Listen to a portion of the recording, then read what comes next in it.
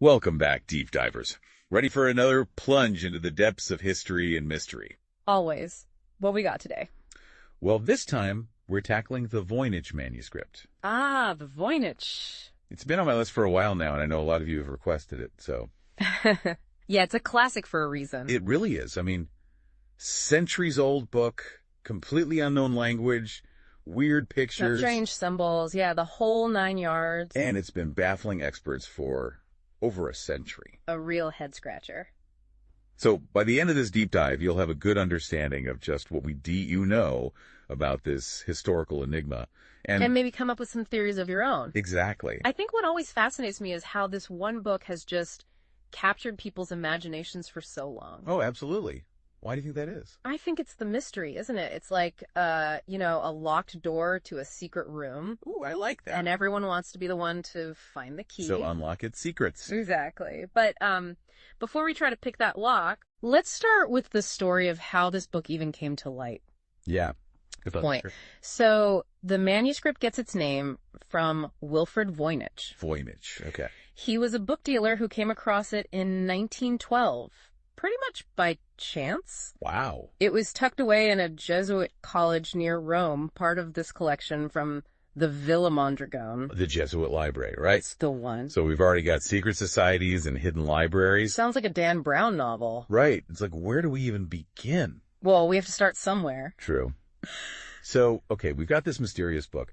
Tell me about the book itself, like physically. What are we dealing with? Okay, so it's about 240 pages long, we think. Okay. It might have originally been longer. There's some missing pages. Oh, really? Yeah, possibly. But what we have is written on vellum. Vellum. Now, remind me what that is again? Calfskin parchment. Pretty high-quality stuff back then. Oh, right. So you know they meant for this thing to last. So this wasn't just some casual note-taking. No, this was meant for something important. Fascinating. Hmm? Okay, and it has lasted, obviously. It has. Carbon dating puts it somewhere between 1404 and 1438. So, right smack in the Middle Ages. Pretty much. Wars, plagues, you name it. This book has survived it all. That it has. That's pretty incredible. Okay, so we've got this old, carefully made book. Mm-hmm. What's written inside? That's where the real mystery starts. It's written in a script that, to this day, nobody understands. Oh, right. It flows from left to right, which is, pretty standard. Right. But the characters are completely unique. And then there's the pictures. The illustrations. Can't forget those. So not only can we not read it, we don't know what the pictures mean either. It's like a double whammy of mystery. Ooh, I like it. Tell me more about those illustrations. So they seem to divide the manuscript into these sections. Okay. There's a whole section on what looks like plants. The plants, like a herbal guide? Well, kinda. But Yeah. the plants are like nothing you'd find in nature. Really? Yeah, some look familiar, but with weird extra bits or like mutations. Oh, that's creepy. Almost like hybrids of different plants or... Like the author was imagining new species or something. Exactly. It's really quite bizarre. It's a puzzle, that's for sure. And then there's another section that's kind of like an astronomy guide. Ooh, astronomy. Yeah, you've got star charts, zodiac diagrams, these weird formations that don't really look like any constellations I know. So, like, they were mapping the cosmos, but with their own, system. It's possible. It's hard to say, without understanding the context. Right. And then there's the biological section. Biological, what's in that? This is where things get really strange. Stranger than hybrid plants. Oh, yeah. Much stranger. It's full of drawings of these nude women bathing in these pools of green liquid. Green liquid, okay. This is getting weirder by the second. I know, right? And they're often connected by these elaborate pipes and tubes. It's really surreal. I've seen some of those online. They're definitely memorable, to say the least. Yeah, they're pretty hard to forget once you've seen them. So any theories about what those could mean? Oh, tons. Everything from, alchemical processes to early anatomical studies. But really, it's anyone's guess at this point. It's like trying to interpret a dream you don't even remember having. Exactly. And then you've got this section with all these jars and flasks. Jars and flasks. Like chemistry stuff? Yeah, it's often called the pharmaceutical section. There's drawings of plant parts, maybe some alchemical symbols. Who knows? So maybe recipes for potions and elixirs. It's not impossible. It ties in nicely with the herbal section. Oh, yeah. Like those weird plants could be ingredients or something. Exactly. And then there's what some people call the recipe section. Short paragraphs, super cryptic, Could be instructions for anything. Formulas, spells, who knows? Right. It's like the author wanted to tease us with these tiny bits of information, but not give us the whole story. Okay, well, speaking of teasing, let's talk about the language itself. What do we even know about Voynichese? Well, we know it's got about 20 to 30 unique characters. Seems to follow some kind of linguistic rules. There are definitely patterns. Like groupings that could be words. Exactly, yeah. But nobody has been able to decipher it. So it could be a real language, just one that's been lost to time. Could be. Or a constructed language. Invented for a specific purpose. Or like a code. Cipher. Yeah, that's another theory. So many possibilities. And don't forget the people who think it's all just gibberish. A hoax. Yep. But it seems so intricate, you know. To fake something like this, it would take... Oh, it would be incredibly elaborate. But hey, it's not impossible. True, true. So that brings us to the big question. Who wrote this thing and why? A question for the ages. All right, hit me with those theories. Okay, so one of the big ones is that it was like a secret knowledge book. Secret knowledge. Okay, I like it. Yeah, maybe alchemy or medicine, something like that. And the language and the illustrations, they were meant to protect the secrets. Ooh, like a secret society of alchemists? Right. Or maybe herbalists, or who knows. That's pretty cool. And then there are the theories that try to connect it to famous people. Famous people like who? Well, for a while, people thought it might be by Roger Bacon. Roger Bacon, the friar. Yeah, the 13th century scientist. Ah, so they thought it was some kind of like hidden scientific treatise or something? Exactly, hidden from the church. Right, right. Makes sense. Others thought maybe it was Leonardo da Vinci. Da Vinci. Okay, no, that would be amazing. Wouldn't it? But the dates don't really match up for either of those. Right, they were both a bit too early for this. Exactly. It seems like a lot of these theories are wishful thinking more than anything. Yeah, just hoping for a famous name attached to it. Yeah. What about the hoax theory? Any evidence for that? Well, the vellum being so old pretty much rules out Voynich himself forging it. Right. He couldn't have made that himself. But maybe somebody else did it earlier. Possible, but why?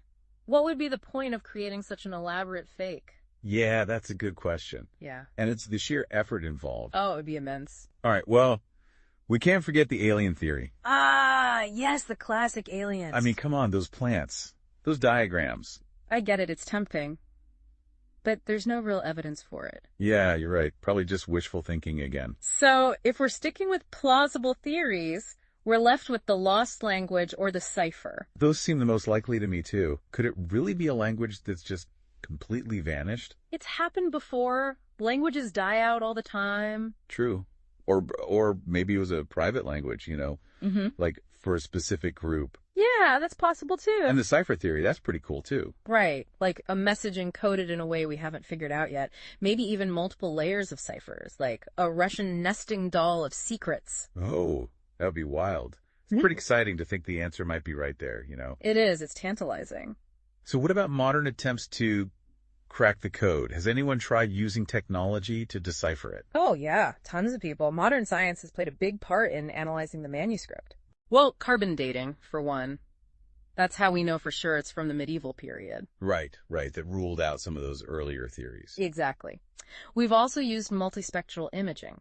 Multispectral imaging. What's that? It's a technique that can reveal, like, erase markings and stuff, hidden details. Cool. So has that uncovered any, like, secret text? Not yet, but it has given us a lot of information about how the manuscript was made. Oh, so like seeing the author's process, sort of? Yeah, exactly. It's like peeking over their shoulder as they were writing. That's awesome. Yeah. And what about AI? Have people tried using that? Oh, absolutely. Machine learning, advanced cryptanalysis, all that good stuff. Any breakthroughs?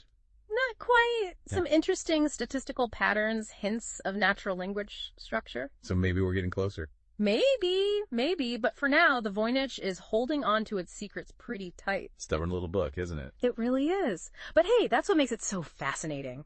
True. So, speaking of fascinating, let's talk about the people who have tried to decode it. Any famous names in Voynich code-breaking history? Oh yeah, definitely. William Friedman, for one. Friedman, the codebreaker. The one and only. Top World War II codebreaker. Spent decades on the Voynich. Whoa, decades. And he never cracked it. Nope. In the end, he actually thought it might not even be a code. Really? Just random gibberish. After all that time. It's possible. Talk about a letdown. That's got to be frustrating. to spend your life on a puzzle that might not even have a solution. It really does speak to how captivating this mystery is, though. Absolutely. So it wasn't just him, though, right? Oh, no, the NSA's had a go at it. Plenty of private cryptographers, too. And dice. No dice. Even the best minds haven't been able to crack it. Wow. That's kind of humbling, you know? It is. It shows that there are still puzzles out there that can stump even our best tech and smartest people. Definitely. Oh. Oh, what about that guy, Gerard Cheshire? Didn't he claim to have solved it a few years back? Oh, yeah, in 2018. Made headlines for a hot minute.